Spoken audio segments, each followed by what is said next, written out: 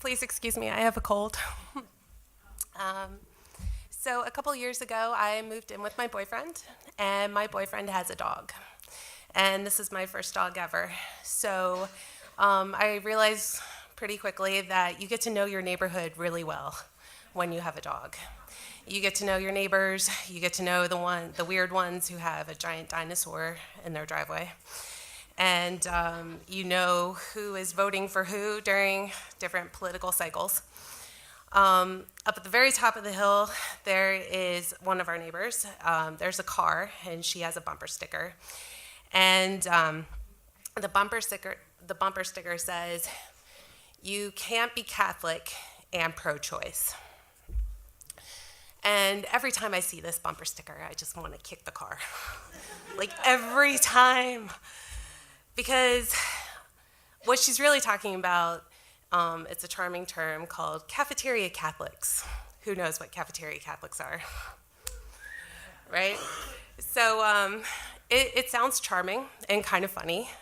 And really it's just the idea that you're taking different parts of your religion and you're saying, not for me.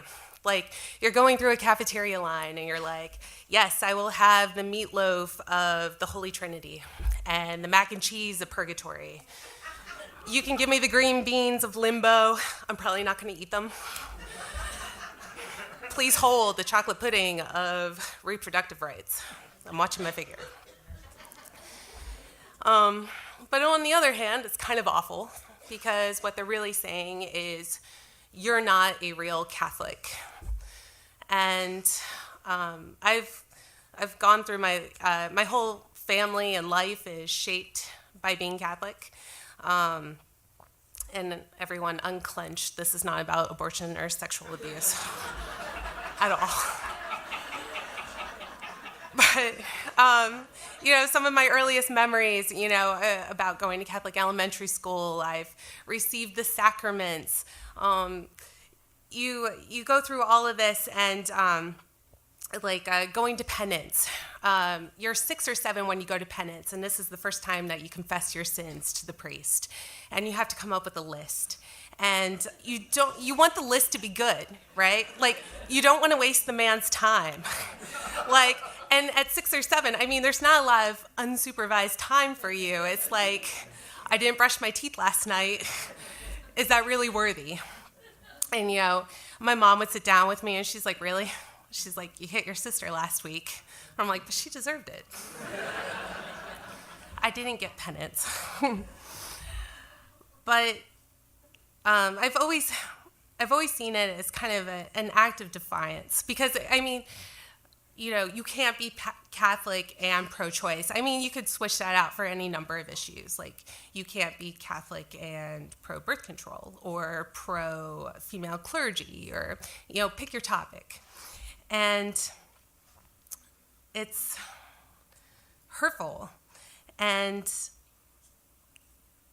sorry. It's just really hurtful to go, for people to question your faith like that. And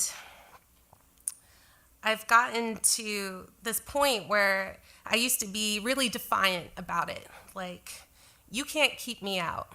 I'm going to go to church. Like, I still find solace and peace and faith, in going to Mass. It's your gramophone to God, I can talk to him. I can... I feel God there. And the problem is in the past couple of years, I haven't been able to go to church. Every time I pass a church, I think, man, I gotta go. And then something stops me, and the thing that stops me is what's been in the news. It's really hard to describe what it does to your faith, to be frantically reading a newspaper to make sure that, the priest that presided over your grandfather's funeral isn't on the list.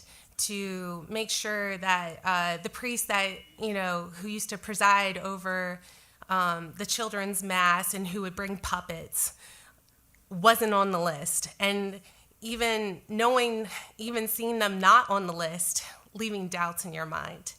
So now when I pass that bumper sticker, I still kind of want to kick it.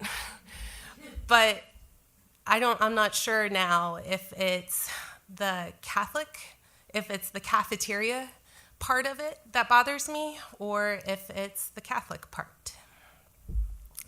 Thank you.